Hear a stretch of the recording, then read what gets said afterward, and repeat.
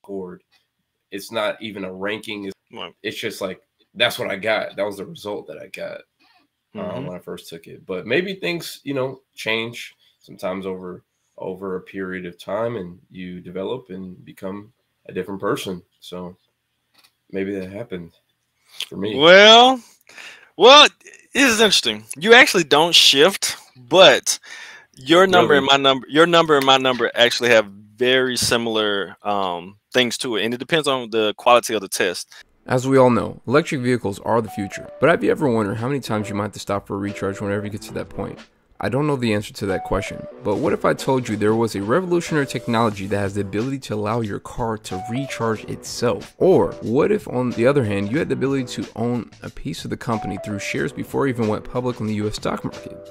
Well, at Derek Automotive, you have the ability to do exactly both for a limited time offer. Learn more at derekautomotive.com. That's DEREK automotive.com. The Experience Center will be opening in Atlantic Station this fall in 2021. Don't just learn, but take part of this historic yet revolutionary technology by purchasing your shares at DATSpeakerLYFE.com. That's DATSpeakerLYFE.com. Derek Automotive, bringing convenience to EV recharging.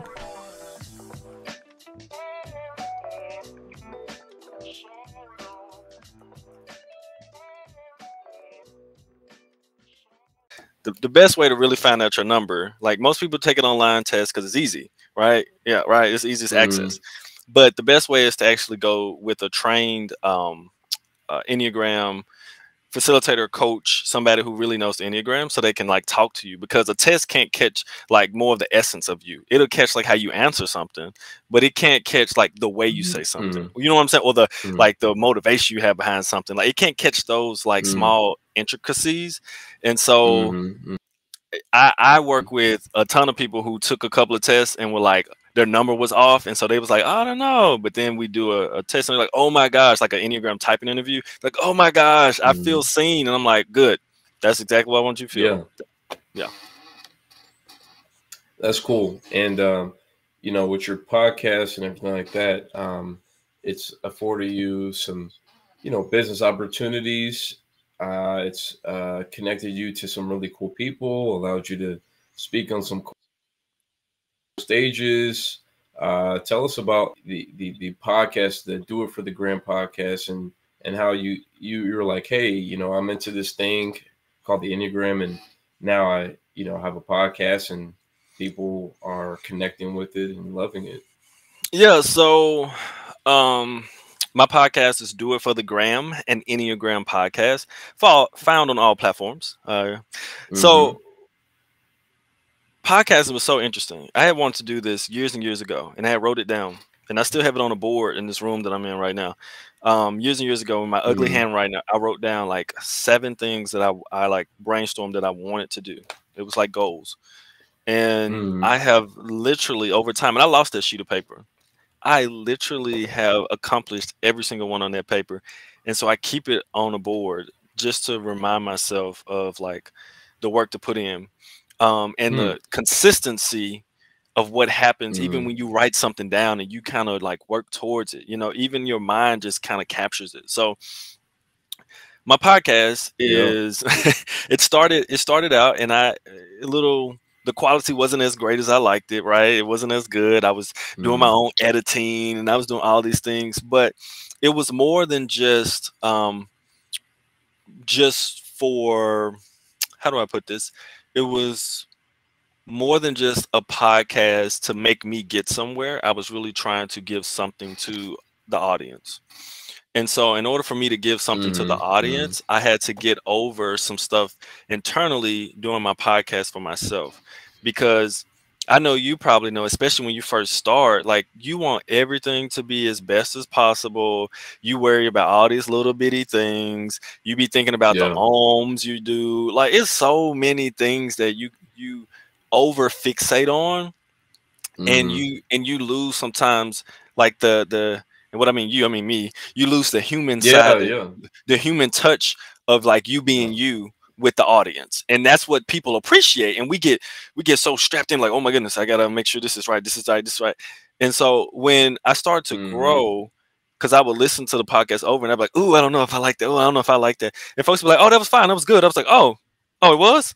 And so I started to get over that. And then I started to get over part of the imposter syndrome, where it's like, I'm out here in these streets talking about the Enneagram.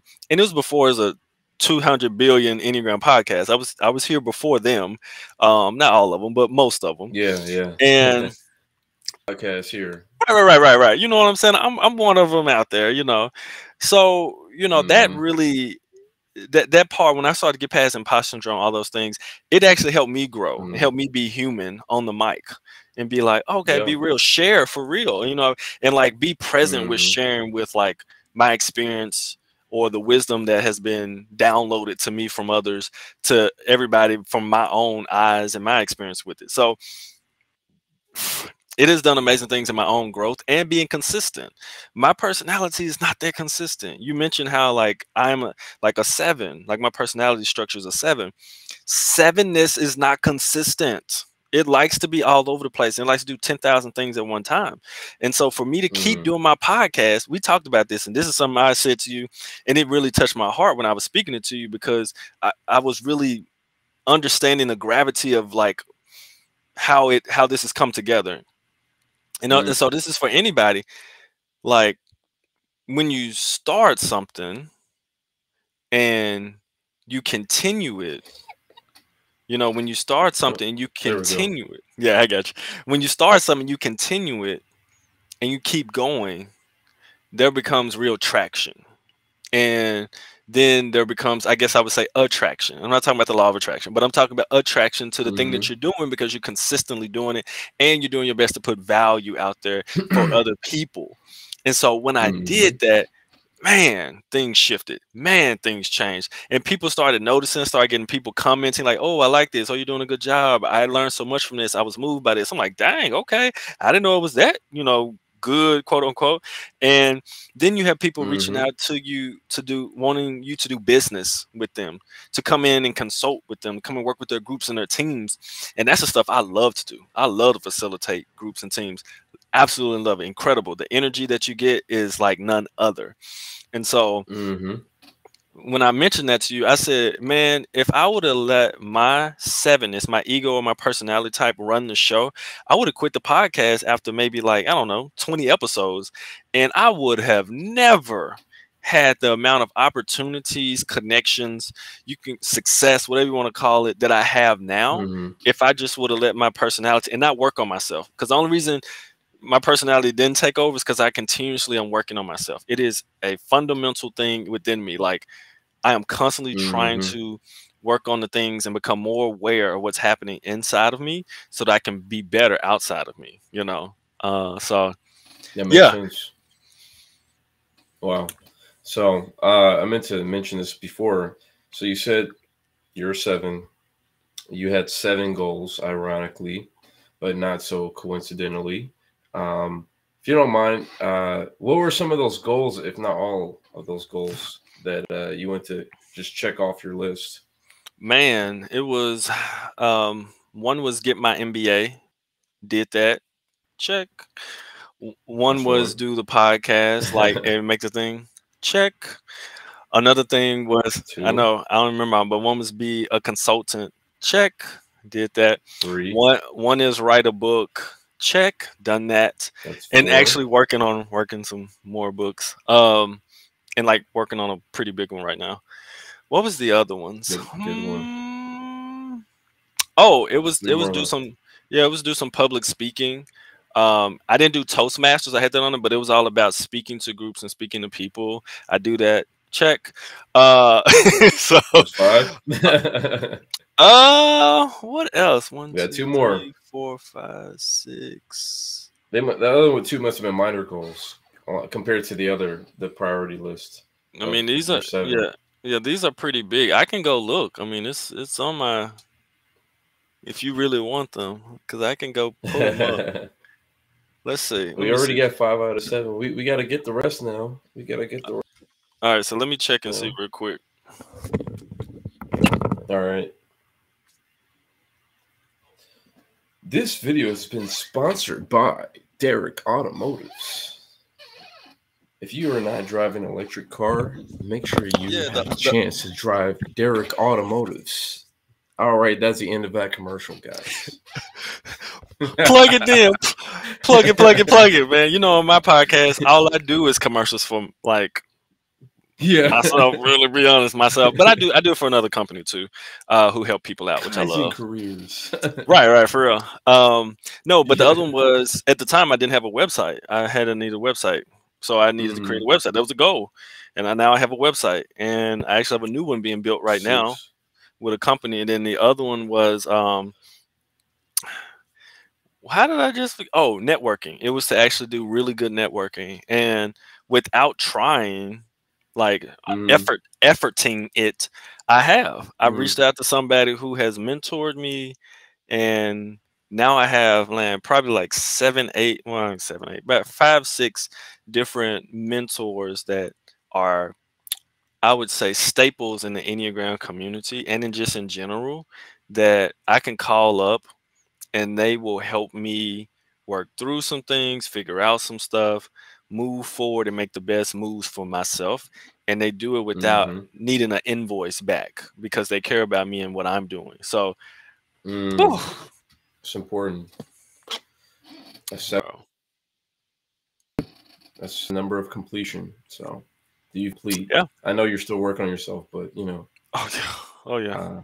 Tons of work to do. But we're all working on ourselves. We're all working on ourselves. I am too. So yeah. So what is the life of a 7 like? Like, just give us a few pieces of that, because people were hearing that and they were like, what is this 7 thing? It'll make them more intrigued to go check out the podcast.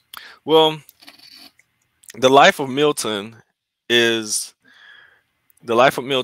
consistently trying to be not the life of a 7, but because my personality is strong. But sevens are adventurous. There's a deep need to be okay. There's a deep need to be positive, consistently, even when things may not be. And this is a pro and a con. Like, all these things are pros and cons. They have pros and cons to them.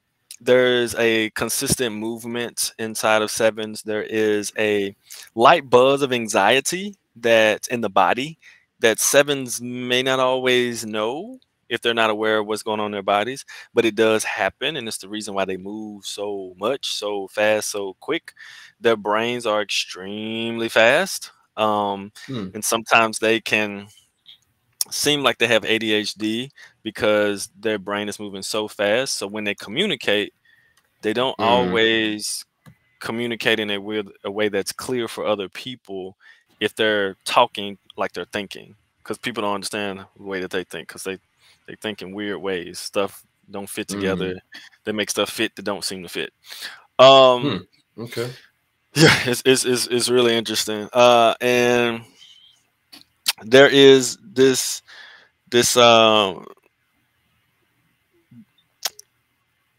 need to feel like they have to really be the person that takes care of themselves. And our culture kind of seems like that in America. But there's self-care, self-love. Yeah. Right. And I'm even talking about just like, that's important, as much as I'm mocking it. No. As much as like it's more of the thought pattern of like, I have to do this all on my own. Like, no one can actually help me. Like, I got to do this all on my own. And so there's a deep part of 7s that actually occurs. But you can be very unaware of it. And so 7s are addicted to like the pleasure and attraction, fun, positivity, optimism of life. And so that leaves them kind of empty, because they're not really filling themselves with things that are satiating. So they fill themselves with empty calories, right? They're doing experiences, but they're all empty experiences if they're not careful. And they don't satiate them and actually fill them and make them whole. So 7s can struggle with like, they can struggle with, which is one of the, hedonism is huge. Yes, that is one big thing. And so you talk about actually being sober minded in a sense. Mm-hmm. Sevens really have to work on being sober-minded in the way that they live life, and not just to say, oh, I enjoy this, I enjoy this, I'm gonna do this, I'm gonna do this, oh, I'm gonna go here, I'm gonna fly here, I'm gonna fly here.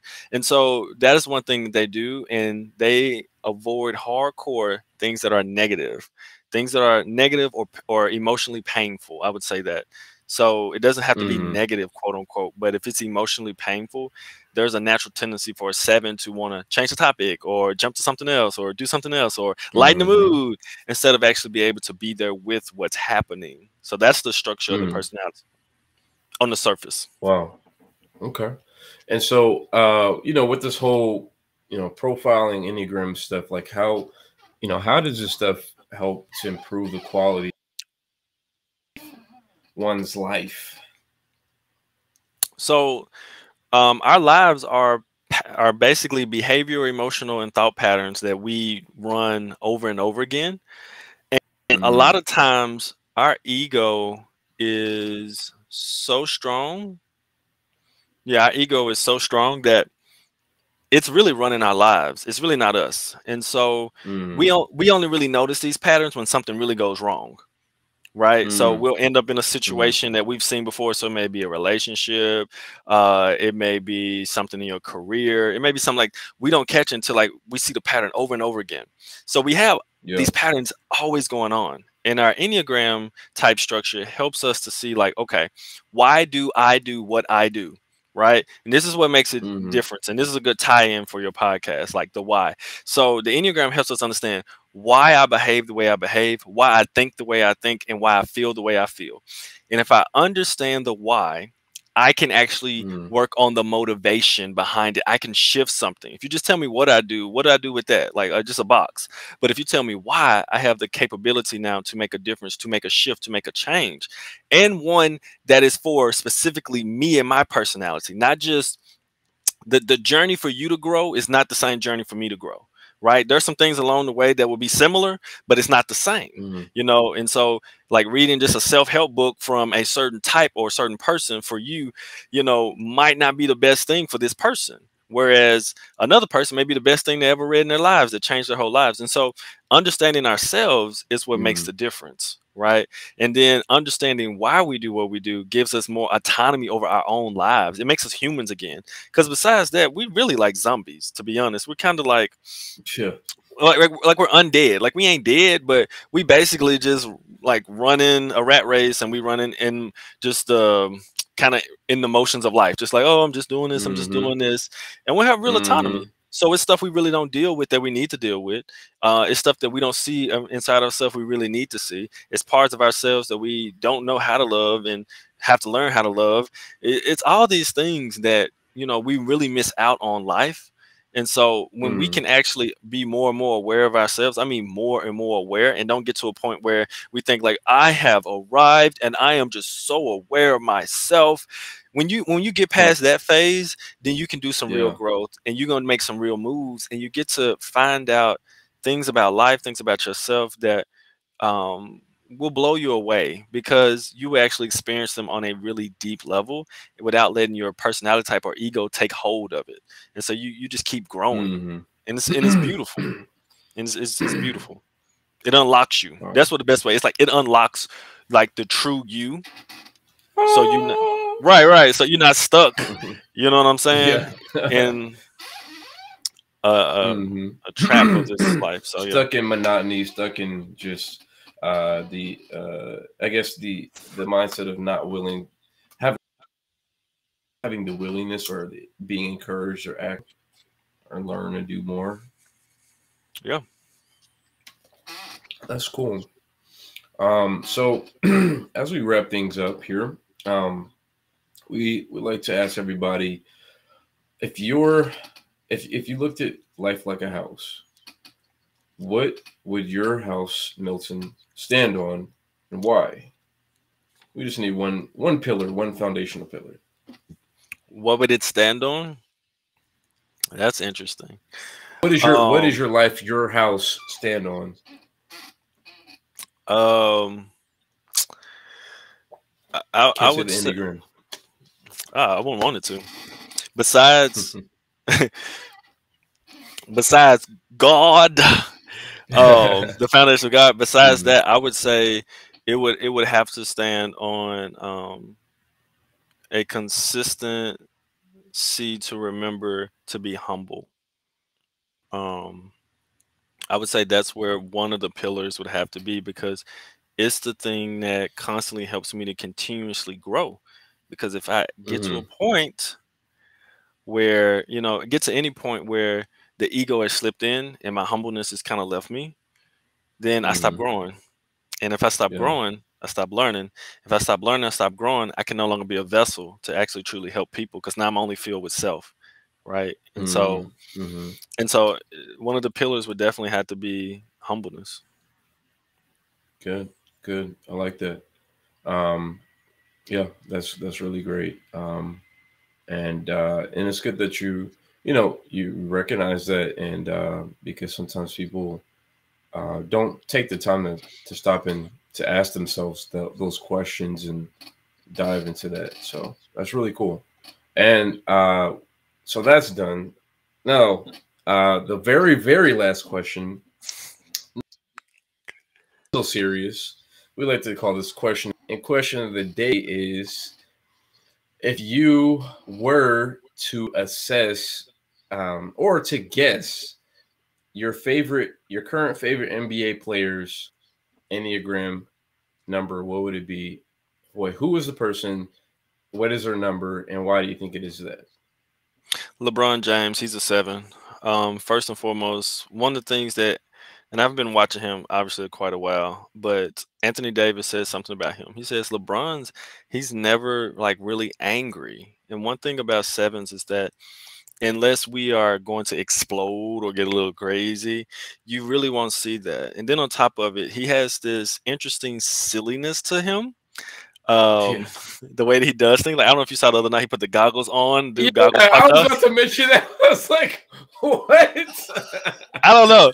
Like 7s have this over there like looking for his glasses. Right. He really has this playful side. I know if you watched him in Miami too, when he was with the Heat, he did tons of things that were playful, that were fun.